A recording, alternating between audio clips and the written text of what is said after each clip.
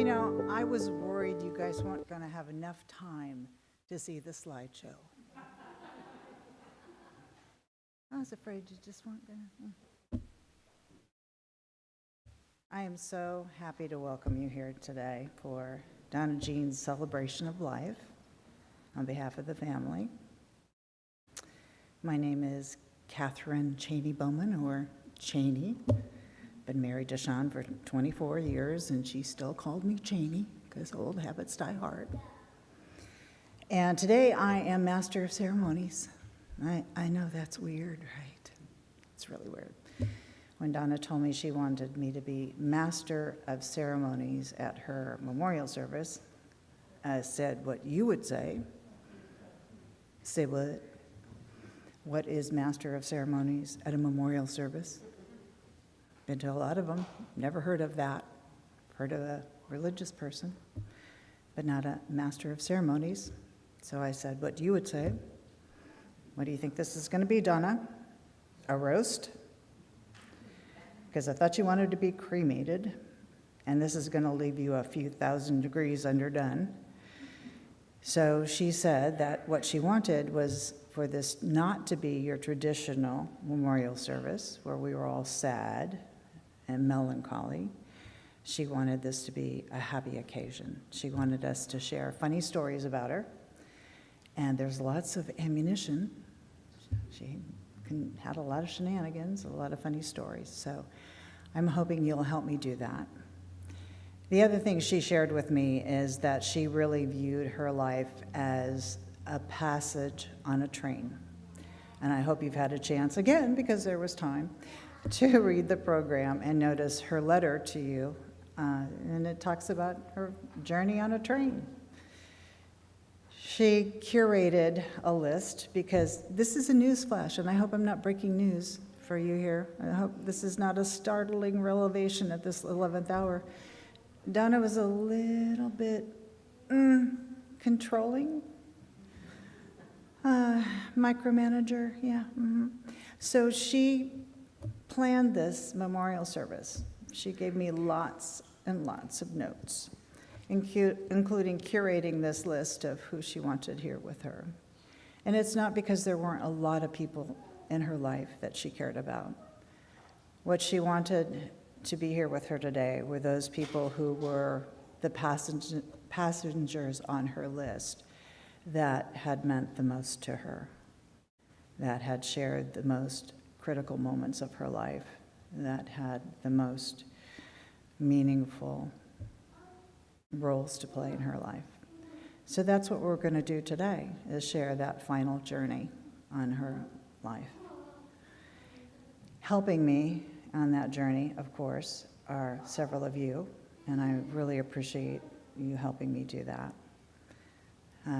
You've got your roles to play in this passage.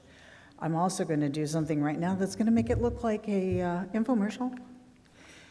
Donna left me with several stories that, well, we were actually going to put them together in a book that she wanted to write. But you know about procrastination, when you put things off and you put things off. Unfortunately, she was gone before we had a chance to do it. So I put together her stories in this book, and I reached out to several of her lifelong closest friends and her family, and I asked them for contributions, and they put them together. He's mad he wasn't asked to contribute. It would have just been scrawls, so. But we put it together in this book, and I would love to be able to have produced a copy for each of you. That was the original plan. It turned out to be a little bit too expensive to do so, so that's why you've got this little instructions on how to order them, and you can have one printed to your specifications. You can do soft cover or hard cover at your discretion. The only, it's Presto Print. They do a great job, and there you go.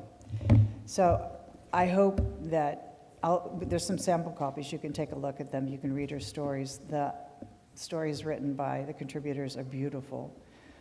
They tell amazing glimpses of Donna's life and really round out the picture of who she was as a person. And we do have a few extra copies, and I'll tell you how you can both get a copy and help the church out at the same time. I want to give a shout out today to the Chin family, who are playing a huge role in today. First of all, I have a co-engineer on today's journey, my religious counterpart, my spiritual guide, the adult supervision in this progress. Casey Chin Cheladin is vicar, and she will be providing spiritual guide and counsel here. Donna was a member of this church. This church became really important to her in the last year of her life. And Casey, when Donna found out Casey was going to be ordained, why? Casey is yeah, I know. Casey is the musical accompaniment. I'm tired. It's been a long year, long day. Sorry, Keegan. I thought you were looking at me awfully pert, Keegan. Keegan, when Donna found out Keegan was going to be ordained, Donna was over the moon because Donna just thinks Keegan walks on water, unlike somebody else Keegan knows. But Donna was explicit in her instructions that she wanted Keegan to be vicar at this event. So, and then Herb has donated to services back there. So, Herb, hello, hey, Herb, yeah. And the church has been wonderful. So, I hope you'll help me thank them later on today. With that in mind, I'm going to let Keegan, hello. Could you wear a name badge and just help me keep it straight? It's been so long, Keegan. Just help me, Keegan. I'm going to let Keegan kick things off with a prayer. I got it. You want to come up? Yeah. Could you walk me down the stairs? I'm not sure I'm competent to do that at this moment. Are you sure? Yeah, Are you serious? Okay. I just want to make sure. Okay. Good afternoon, everyone. Again, my name is Keegan, and I had the privilege of meeting Donna Jean when I met Casey. And just so you're aware, the reason we're at Bethlehem is because she came to Bethlehem, and she said this was the community she had been waiting for. She felt very welcome here, and so this is where she wanted this to happen. And so I'm so grateful that you're here with us, and I just want to open with a word of prayer. So. And you can pray in any way that feels good to you, whether that's holding space or whatever feels good. So, if you'll join me. God of many names, creator, sustainer, higher power, however we experience spirit this day, I thank you for being here, and I thank you that Donna is here among us. I pray a blessing over this time of remembrance. And I thank you that no matter where we go, Donna is alive in us through the stories we tell, the memories we share, and just the life that she lived amongst us. Bless this time. Amen. And Casey's going to come up.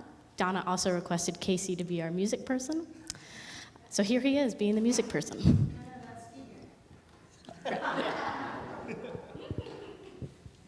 Yeah, before her passing, she came up to me and said, if I ever pass, I want you to play music at my memorial. And no pressure, right? But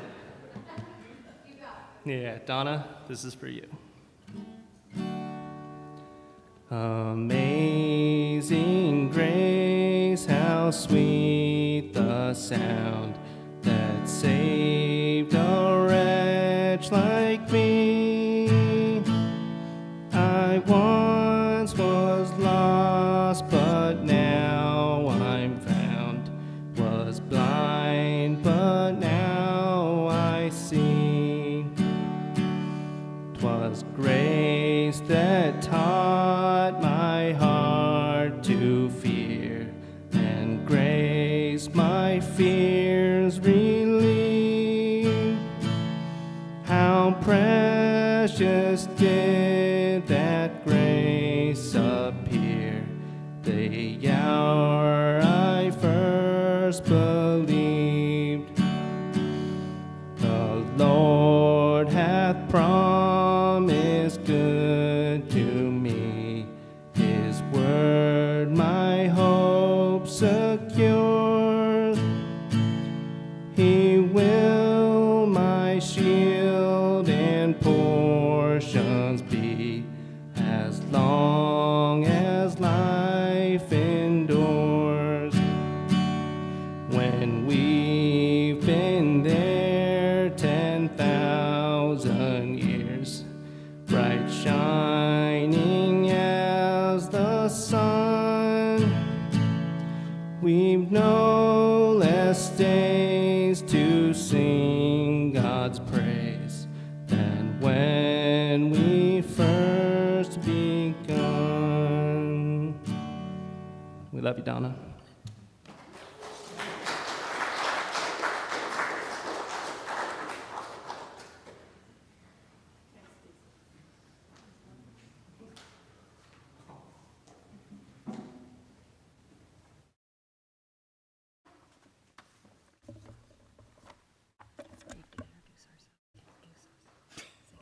We practiced this. I have I am not proper and I am improvised. So if it's completely off key, don't worry about it. Anyway, it's really nice to see everybody here. And we are here today because of our love of Donna. And our friendship for Donna has binds us in a way. Even though many of us didn't always know each other directly, we all had different experiences with Donna, and we all share that same love. And so we, Amy and I, are going to start off with some stories of our life with Donna. And it'll be followed by many of other people who have plenty of stories of Donna. Just remember, Donna wanted funny stories, okay? So in the summer of 1978, Lynn and I embarked on a grand adventure, a 2,000-mile road trip from Indianapolis to San Diego. We each were towing an overloaded U-Haul trailer. Lynn was 24 and I was 24. Lynn was 22. She's 2 years younger, same day. And our combined brain power could be summed up as bright-eyed and bushy-tailed, but totally clueless. To give you an example, Lynn spent literally her last dollars on a Groucho Marx fake nose and glasses, while I cheered her on because I thought it was an appropriate expenditure. The first order of business was jobs. I landed a gig at Victoria Station. Where's Noel? Noel was there. And that's where I met Donna, who was then Donna Wilson. She took me under her wing, teaching me the fine art of cocktail waitressing. And we hit it off so well that I introduced her to Lynn. Lynn loved her, and we decided that we needed to become roommates. It turned out that Donna's roommate, Doreen, had just taken a job and was moving away. So Doreen, who couldn't be here today, who was the person who she moved out from Michigan with when she moved to San Diego, Doreen needed to interview us to see if we were going to be appropriate roommates for Donna, okay? And so she interviewed us, and the reason she interviewed us is because when Amy and I moved out here with these overloaded U-Haul trucks, we only had single beds. So she thought we were lesbians, and she wanted to make sure we weren't going to be doing something with Donna. Anyway, we obviously passed all that test, and then... It was the 70s, okay? People weren't as cool back then. So Donna was this sparkling pint-sized dynamo with a hilarious streak, and she drove a yellow Datsun B210. I thought her car was so cool. We started living at the beach on Diamond Street, right at the beach. We roller skated, we boogie boarded. We generally thought of ourselves as cool, hip, SoCal surf chicks. Okay, and we were so cool that when we roller skated, and it was Amy's and my birthday because we were born the same day. So we're roller skating up and down the boardwalk, and we had knee pads and, those super shorts of the 70s, how oh God, they were so cool. Anyway, Amy fell down and she hurt herself. And we came back and, it was kind of like hurt, but we didn't really We didn't really think of it because we were gonna have a big party. So we have this big party and we're drinking a ton and she's going, oh, my race. And Donna and I are going, let's measure. Oh, it's fine. I can put my fingers around it. So we spent the whole time doing that, never sending her to the hospital, drinking more. We finally go to bed. She goes to the hospital. She has a completely broken wrist. We've spent hours not helping our own friend. But Donna and I approved of this method of testing to see whether it was broken. We're not in the medical field. Can you believe it? Donna always laughed about the fact that even with my broken arm, it was my right arm, I forget, I was one-handed anyway, I beat her at solitaire. So our self-proclaimed cool factor led to the highly sophisticated hobby of taking surreptitious photos of tourists in, black socks with cameras around their necks. And that led to? And that led to us deciding, there was a group of people from the Midwest, there was many of us from the Midwest, and we decided that we were going to get dressed up as tourists. So we all went to the Goodwill, bought the cat glasses, which now have come back in style, so if only we'd kept them. I still have mine. She does tell us that. And we all adopted names. My name was Louise, this was Edna, and she was Hazel. Donna. And Donna was Hazel. And we went here, and Ken, we had our friend Kevy. Remember Kevy? Kevy had yellow alligator shoes. He's not in the picture, but it was very cool. Ken had his, sweater, and his zipper was always unzipped with his shirt sticking out. For some reason, that was the cool thing. We ordered highballs. I had to go to this restaurant before everybody showed up, sitting in my gorgeous pink dress. God, that is amazing. I like that dress. And they really did believe we were tourists. And later, I met one of the guys, the waiters on the beach a couple months later, who talked about these people who they all made fun of behind their back. And we had gone on purpose. We stayed in character. Yes, we were very good.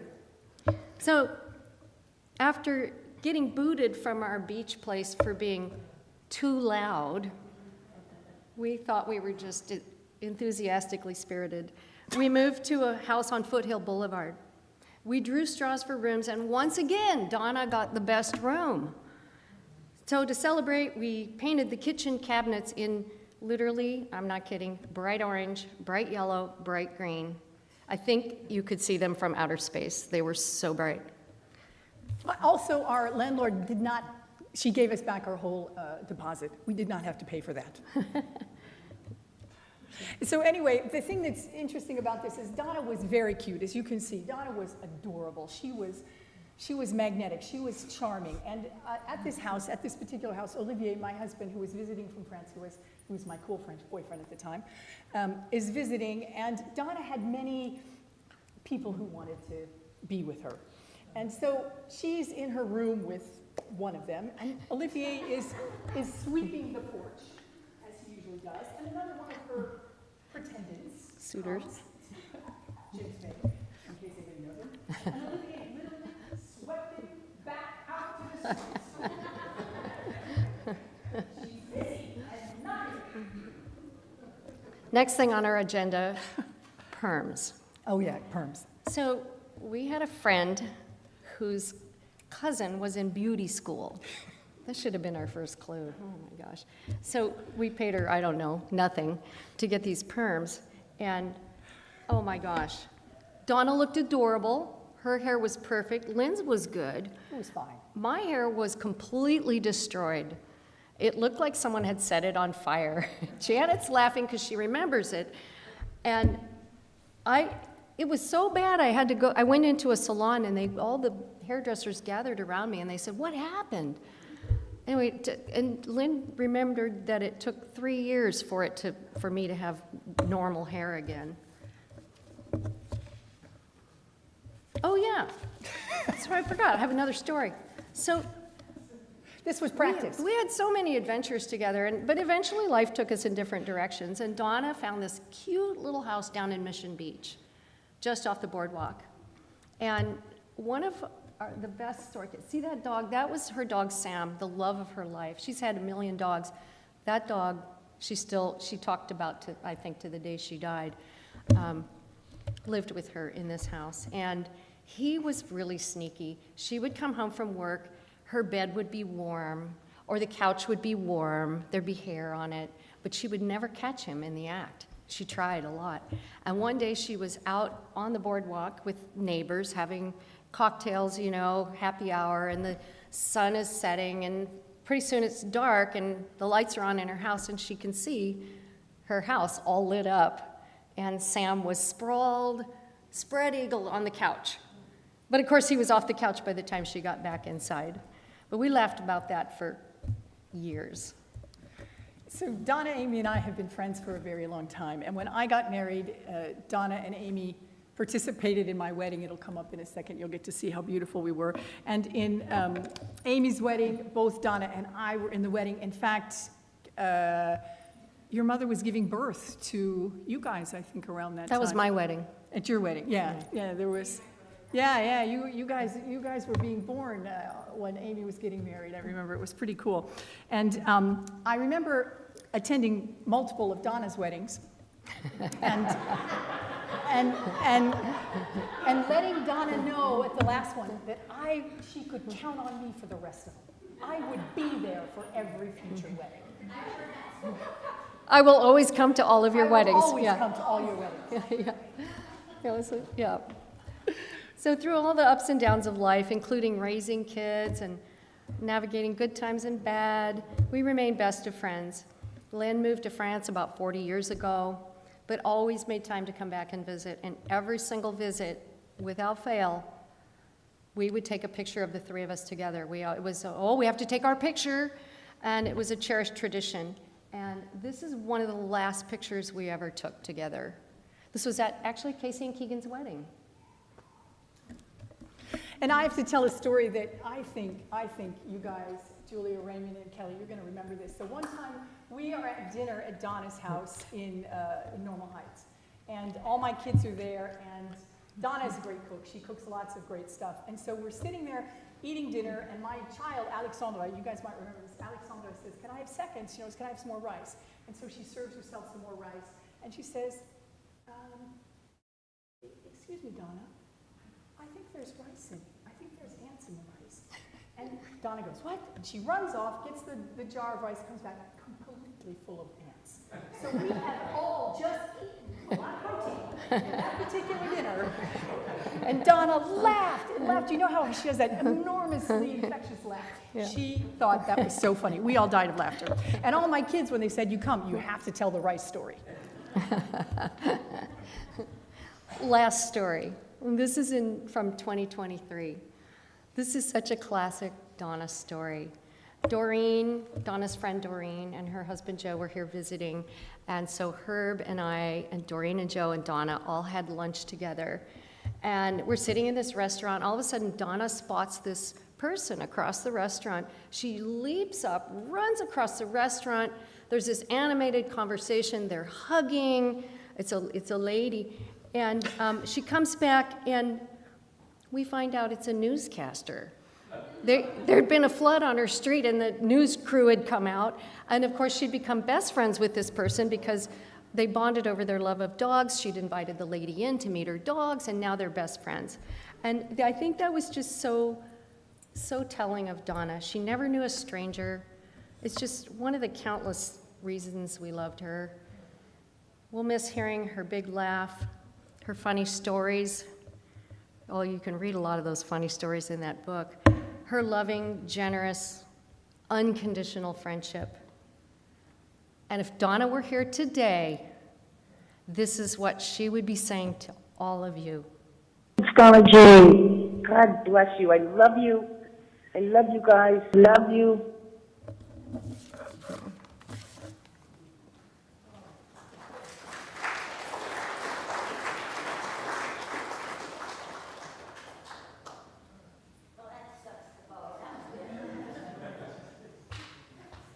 Just a friendly reminder, when you're up at the pulpit, try not to hit it, because it's really loud on the live stream, so Hello. just be gentle. Hello. Hi, my name is Janet Nelson, and I'm here on behalf of my friend Deborah Carlson, who is also good friends with Donna and a lot of people here today. She unfortunately has COVID and couldn't come, so she sent me some remarks that she would like to have me read to you. But I'm still really sad over hearing Donna's voice, so give me a second. Sorry, Janet.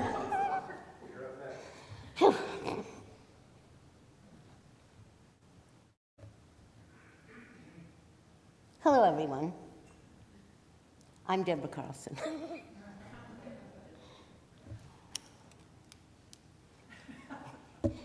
I met Donna at age 22 when she worked with us at the Salmon House. We became instant friends, like most of us here. She knew no strangers. These are the things I love most about Donna. Her openness to ideas, her space, people. Her world was large. Her generosity. One example, quick story. Having just recently met, I was having a man housing problem.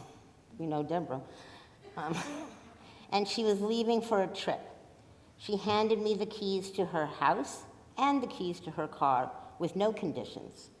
Use whatever I want, eat whatever I want, generous. Oopsie, shoot. Sorry.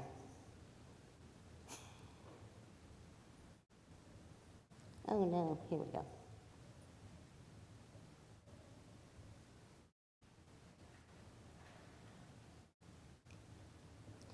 Generous. I was searching through her stocked refrigerator and came across a pilfered squeeze bottle of Arby's sauce. They both loved Arby's sauce very much, and I knew I'd met a kindred spirit. I loved her laugh, big, loud, genuine, often inappropriate, which often made it funnier. Often at herself, which made her even more lovable. I loved our phone calls. Knowing it would always be at least an hour in length, we would send a quick text, chat. In one call, we would share the darkest of problems, then laugh, discuss work, family, world drama, get climatic over hydrangeas, redesign a kitchen, share a secret, exchange wise advice regarding aforementioned dark problems. We'd laugh, have a quick stock market chat, touch on politics, laugh, and always, often spoken through a belly laugh, share a heartfelt, I love you. These are the things I admired most about Donna. Her organizational skills, hard to believe. Donna loved to organize and throw out. On one visit to Squim, Deborah lives in Squim, Washington, I asked her to organize my plastics cupboard as something gets in there every night and throws all the stuff around. Not being satisfied with just one cupboard, she opened them all, drawers too. At the time, we were one another's executors of our wills, in charge of dealing with all of the belongings and stuff of the one remaining. She looked at the cupboards, thought for a moment, and said, I hope I die first. She organized my pantry. I now have containers for containers and everything labeled. I will never change those labels. I see Donna every time I reach for a cracker and hear her laugh. Donna was not afraid. Donna joined hospice as a volunteer and embraced the art of dying. She sat with many clients and families at the end. She read, went to classes, listened to speakers, had a best guess timeline of her own death and health, and she planned. As you know, she often spoke to me openly and unafraid of death. I was in awe. And these are the things I will miss about Donna. Drawing a close to an uninterrupted 47-year friendship. Losing my friend who knew me, the good, the bad, and the ugly, and loved me unconditionally. Losing a friend who knew everything, knew where all the bodies were buried, though neither one of us could remember who or where. See you, girlie. I'll bring the Arby's sauce. Thank you.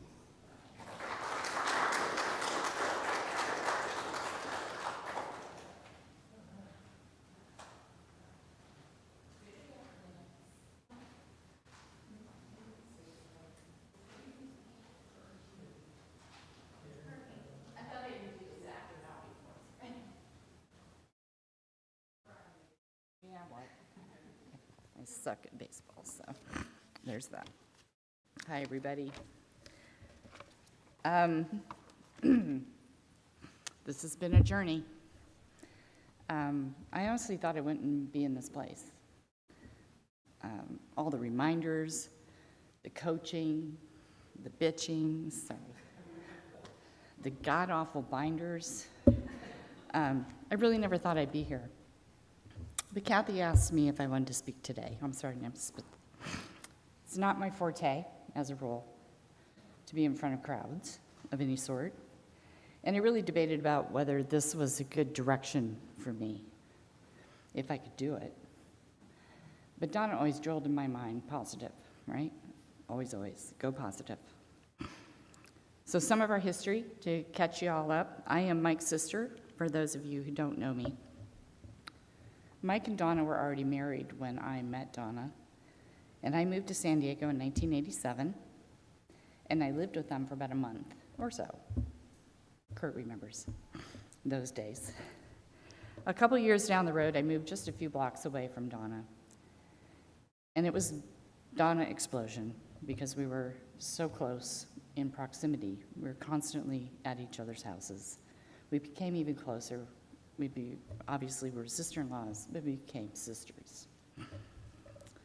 Time passed, Mike and Donna broke up, and we always joked that she ditched the husband and kept the sister. And she and I stayed close, so much so that she was by my side for the birth of my two babies, Katie and Travis. Those are stories for another day, or they are in that book. But as time went on, Donna remarried. As we know, she became guardian to her nieces and nephew, and we sort of lost each other. We started focusing elsewhere on our own families, raising our kids. We had dinner once or twice, phone calls here or there, but it was really crickets more often than not.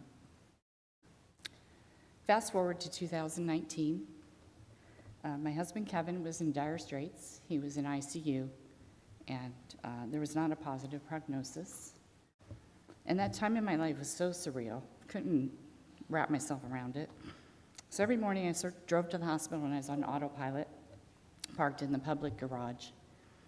And one day I'm walking from my car to the ICU, and this huge white SUV comes barreling around the corner. Donna, at the wheel. And I hadn't seen Donna at this point for like 3 years.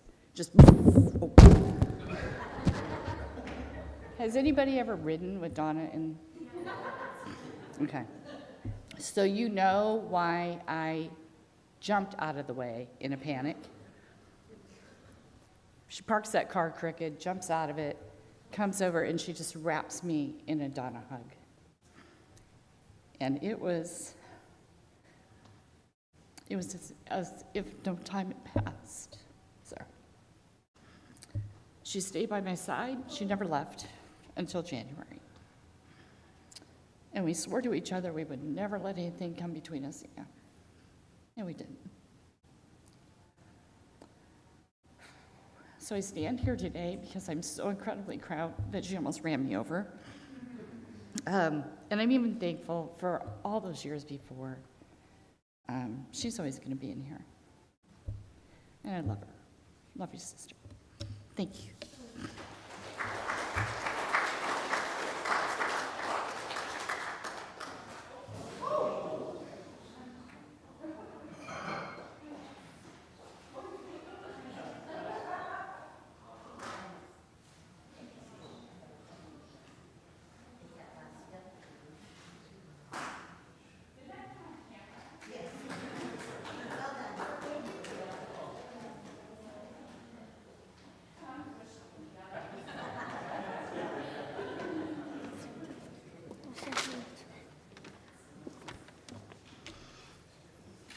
Ready?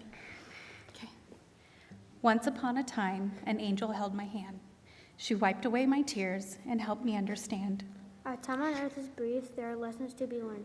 Each precious day God gives us is another page turned.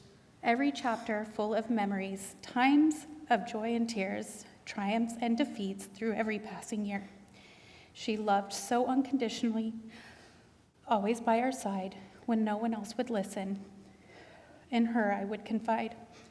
With gentle words of wisdom, she led us on our way, down the path to do right, if we ever did stray. She saw the light in everyone and gave no regrets. Always from her heart, let us not forget. Angels come in many forms. For me, it was my aunt who became my mom. With love I cannot say in words, there will never be another. Every day I turn the page, in my heart it will remain. Everything she taught me as I stroll down memory lane. Thank you, God, for giving me the most precious of all treasures. Help me keep her alive, her memory here forever. I pray that I can someday be everything she hoped I would, that she is smiling down from heaven, knowing she did good.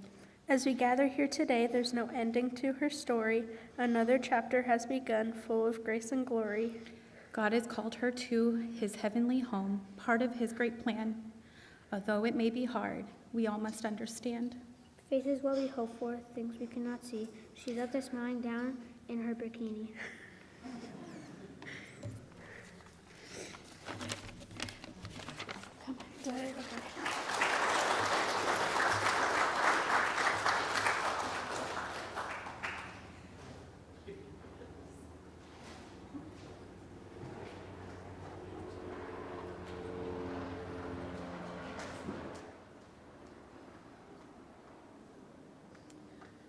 Oh, goodness.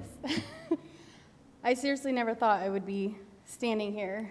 I thought my aunt would live forever. She was like my superwoman. Oh. I know she's looking down on me right now as I start my journey of becoming a mother. She's taught me so much, compassionate, to be loving, patient, kind. I mean, boy, do I need patience for this little one. She was such a great example of love, kindness, just all of the above. I get to now be that for my daughter. I'm very lucky she raised me, as she taught me so many wonderful things.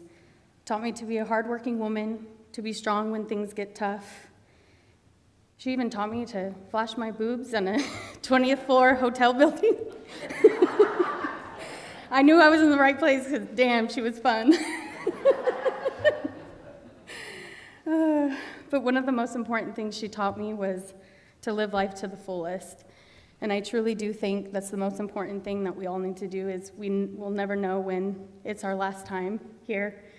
As we know, she was supposed to come out of this surgery, and she didn't, and it just really makes you realize, like, every day is a blessing, and we're so grateful to be here. She would come to Colorado, and I have a fun little convertible car, and she would call it, we were riding like Barbies. So we'd put on like little bonnets and little fun hats, and we'd just cruise around and say hi to everyone, and everyone looked at us like we were nuts, but that's okay, we are. Another funny story, she would probably kill me for telling this, but so we're just hanging out in my kitchen in Colorado, and all of a sudden I see this strand of toilet paper. And I'm like, what the heck? And I'm walking down my hallway. There's toilet paper on the bathroom roll. It was connected to her butt. I'm like, Auntie, how in the hell did you, oh, sorry. I'm in a church, sorry. How in the heck? I say that word too. Okay. How in the heck is that possible? But it was possible with my aunt, and she was so embarrassed, and I'm like, Auntie, it's just me, like, it's okay. Oh man, we laughed when we were literally blue in the face. I will always love that about her. She took every little weird situation and made the best of it, and I'm grateful for that, because we've been through a lot as a family, and you just gotta look at the positive and the bright side of things, and she really taught me that.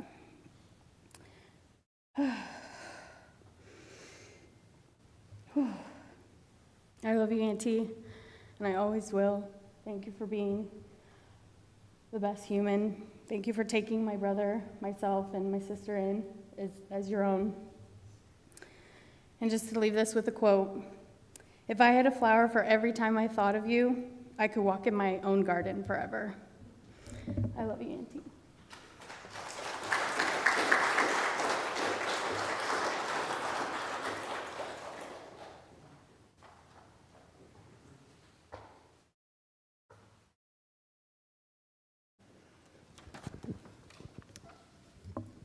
Do not talk to strangers on airplanes. Mm-mm. Wear the headphones, get a big book. Do not talk to the cute blonde across the aisle, looking at the San Diego Union Tribune with a picture of the woman whose toddler's about to pull her bathing suit top off. You're going to start laughing at the picture, and then you're going to start laughing at the woman, and she's going to start laughing at you. And the next thing you know, she's going to be sitting next to you on that flight from San Diego to Dallas, and you're going to be fast friends by the time you get to Dallas, and the rest will be history. In 40 years, you're going to be giving her eulogy. That's kind of the history of Donna and me. We were the Sex and the City girls before Carrie Bradshaw caressed her first Manolo Blahniks. And then I moved away, and we had a long-distance friendship for several years. We talked our way through the working mom phase, and then the single mom phase. We talked through a couple divorces and a remarriage. There were some rough patches. There was some heartache, and there were some good times. There were hours and hours in conversation, lots of laughter. And the one thing that always impressed me about Donna is that she was not afraid to tackle the hard stuff, for the most part. So when about 6 years ago she got that rough diagnosis, she did what she does, which was to plan. You know, she planned her estate, she planned her memorial. So if you don't like it, you can yell at her, because this is all her doing. And she did the hospice thing so that she could become acquainted with what death was all about, so she wasn't afraid of it. As she told several of us repeatedly, she was not afraid of what was to come. But just because she wasn't afraid of it doesn't mean I wasn't afraid to talk to her about it. I didn't want to hear it. I did the toddler thing every time she wanted to talk to me about it, and this is a problem if you're going to be doing her memorial. I don't want to hear it, Donna, but I don't want to hear it. Well, she was okay with that because she could leave me all the plans in writing, except there was one thing that she wasn't going to leave to chance, and that was what I was going to say today to you and Kelly and Raymond. She wasn't going to leave that to chance. So she got to me in a sneaky way, and here's what she did. She waited one day till we were talking about parenting. Now, I'd always known that the three of you were the absolute loves of her life, and had been since the first days she held you in her arms. You were first and her greatest loves, and I know without a doubt she loved you till she drew her last breath. No doubt.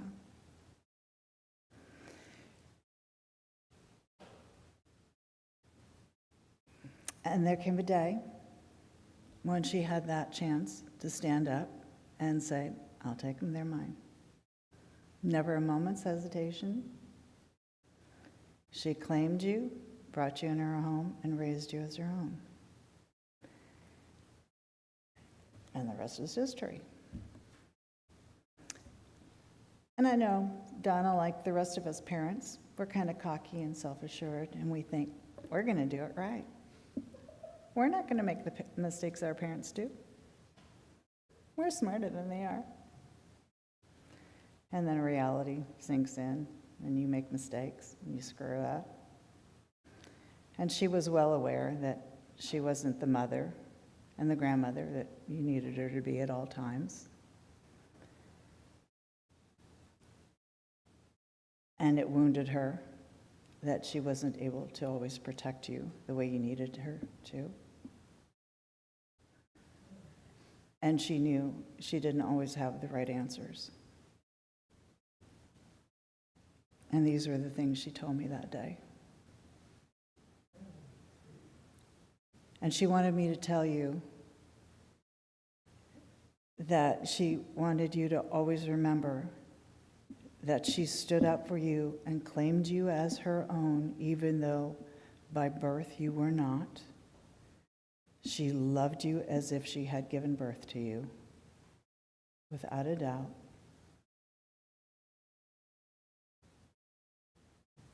And she was so proud of you for the lives you've created for yourselves, for the families you've made. She was proud of you and your children and for your struggles. And she wanted you to never forget that. And she also hoped that you would give her grace for the mistakes that she had made and the way she had fallen short, just as she hoped that you, as parents, should your children someday in the distant future come to you with a list of the ways you might have fallen short. I don't think they will. Children never do that.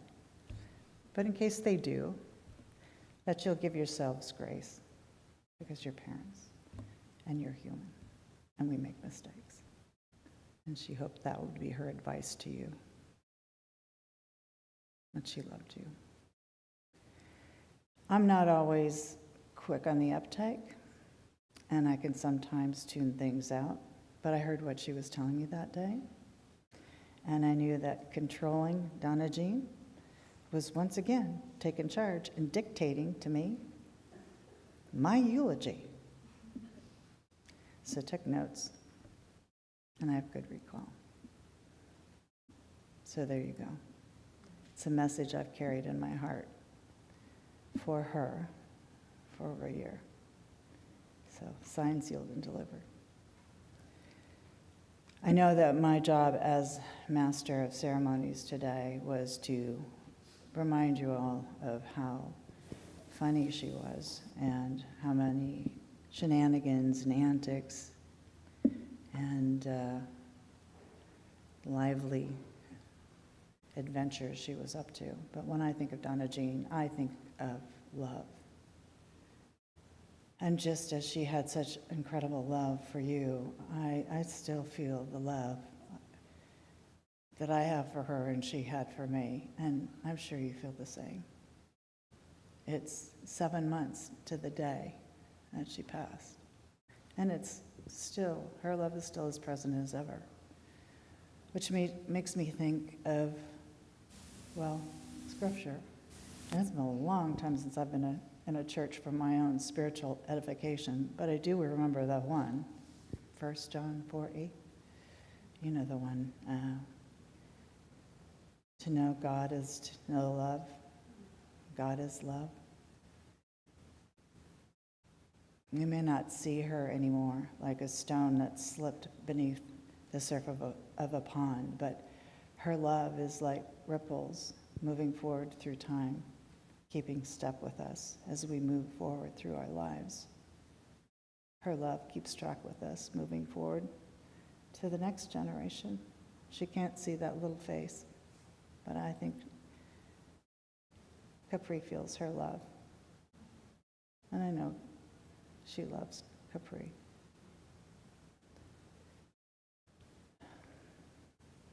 So that's the story for these passengers. I know there are probably other passengers on Donna's train who might want to say something. So, Keegan, do you want to facilitate that? Absolutely. We have about 5 minutes to open it up to you all if there's anyone that would like to share a remembrance of Donna, perhaps one or two. No pressure also. I can share remembrance if it's a quiet crowd. But any takers? I'm going to give it the old, oh, there we go, yeah. I feel like I'm in a Baptist church, but here you go. Hi, I'm a neighbor of Donna's, been neighbors for 25 years. When I moved in, you know, as any big thing you're doing, you're a little nervous and it's the right decision and all of that. And Donna came over and introduced herself And with her organized manner, she also gave me a piece of paper that was laminated with every construction person, repair person.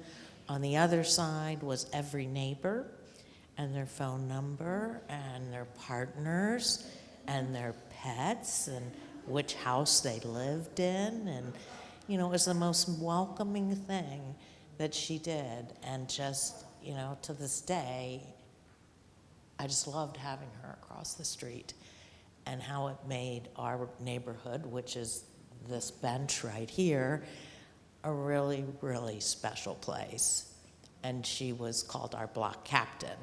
She knew everybody's birthdays. The flag would go out in front of your house. It said happy birthday. We got to grow up, watch you guys grow up and have children and go to your wedding, and you know, just really spent a lot of wonderful times together, impromptu barbecues and dinner parties for this one's birthday, and you know, just really a wonderful person that I felt just lucky to have landed on a street with her. And to this day, our street is not the same, but we feel her there. And she brought us all together to appreciate each other. And so we feel her there. I'm not going to go. That's amazing. That's good. Okay.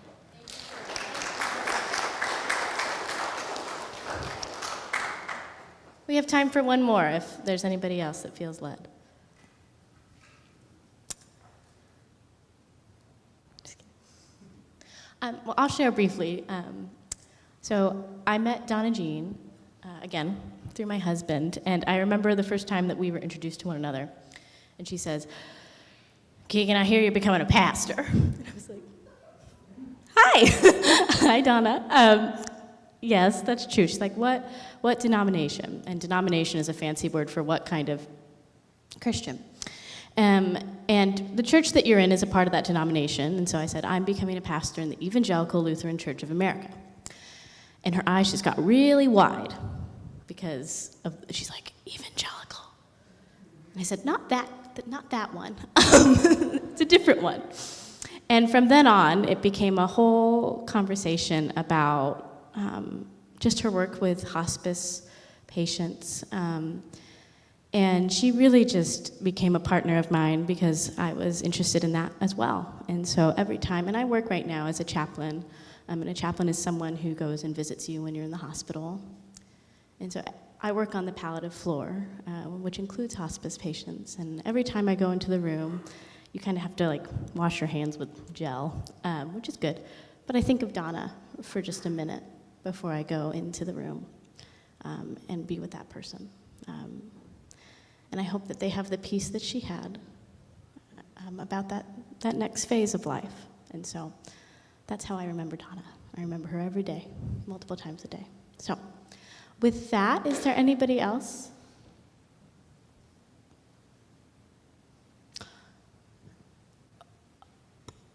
Yes. Oh, perfect. Well, we'll bring up Nancy. Yeah.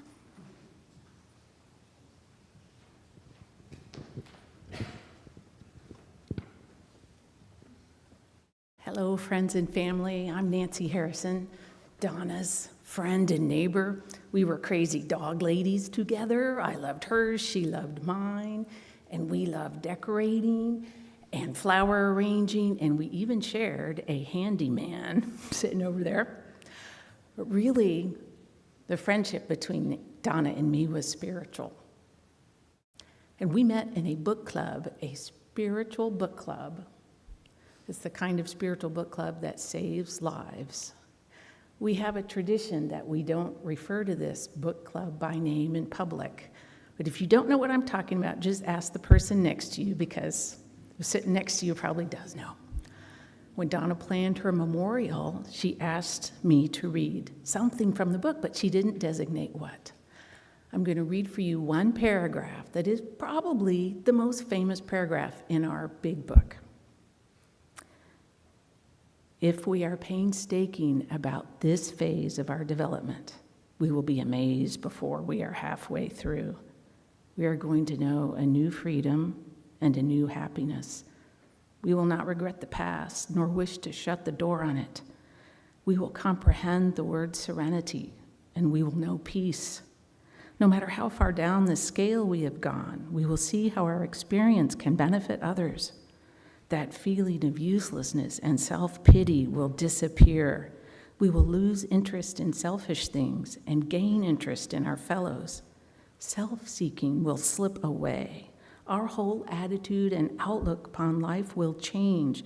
Fear of people and economic insecurity will leave us. We will intuitively know how to handle situations which used to baffle us. We will suddenly realize that God is doing for us what we could not do for ourselves. Are these extravagant promises? We think not. They are being fulfilled among us, sometimes quickly, sometimes slowly. They will always materialize if we work for them.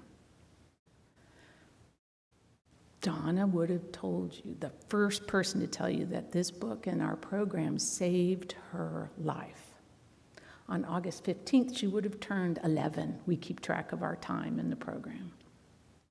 And so it occurs to me, even if you've never been to our big book club, if you've loved Donna in the last 10 years, then you've been touched by the grace that we share there. And thank you for letting me share today.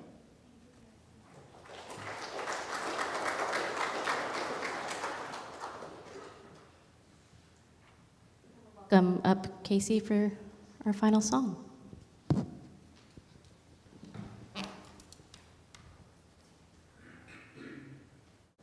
lyrics here.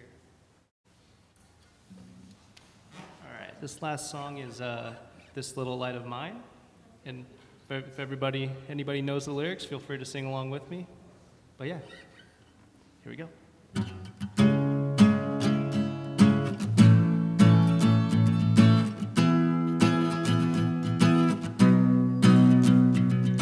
This little light of mine, I'm gonna let it shine. This little light of mine, I'm gonna let it shine.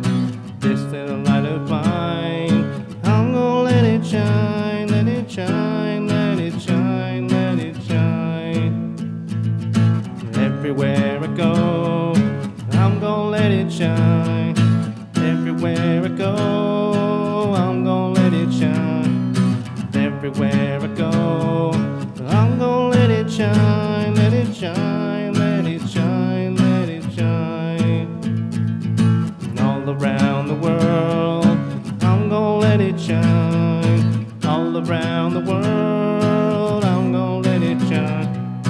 All around the world, I'm gonna let it shine, let it shine, let it shine, let it shine. Remembering Donna's heart, remembering Donna's soul, we gon' let it shine.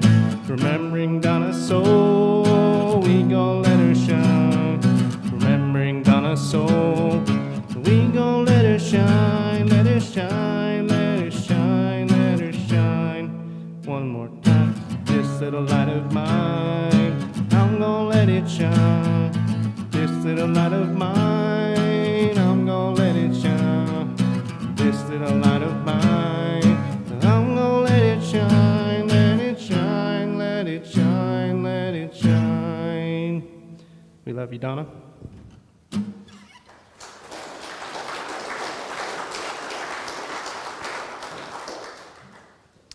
And we're going to do our final prayer. But I wanted to do something, you're going to come up with me, something kind of special. So as you know, I was actually looking at my phone to see the last text I got from Donna. Above it was an emoji, a meme that was inappropriate, and I loved it. But if you want to see it after the service, I will show it to you, because you just have to see it. And then right below that, I said, I'm preaching at Bethlehem. And she said, I wouldn't miss that for anything. And it just reminded me that she's here, and I just got approved for ordination. I'm not yet ordained, but one of the signs of ordination is a stole. So my mother-in-law got me this one to remember Donna because of her love of animals. So this would be my first act of approved ministry, is just closing this service with a prayer. And I also thought that I could close with the Serenity Prayer to honor Donna. Good. Well, let's pray. And if you know it, you can say along. God, grant me the serenity to accept the things I cannot change, courage to change the things I can, and wisdom to know the difference. Living one day at a time, enjoying one moment at a time, accepting hardships as the pathway to peace, taking as God did this sinful world, as it is, not as I would have it, trusting that God will make all things right if I surrender to God's will, so that I may be reasonably happy in this life and supremely happy with God forever and ever in the next. And what a blessing it is to think that Donna is supremely happy in the next. Amen.